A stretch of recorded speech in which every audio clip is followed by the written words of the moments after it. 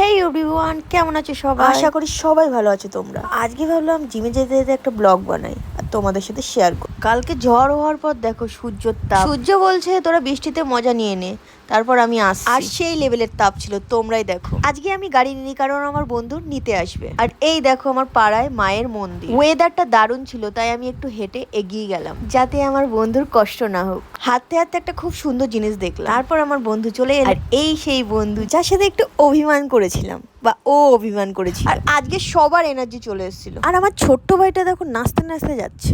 এত এনার্জি কেন জানো তো? আমাদের মধ্যে যত ভুল বোঝাবুঝি ছিল সব ঠিক হয়ে গেছে। আর যে আমাদেরকে ওয়েট করায় সে আজকে আমাদের জন্য ওয়েট করছে। আমরা আমাদের জিমে চলে এসেছি।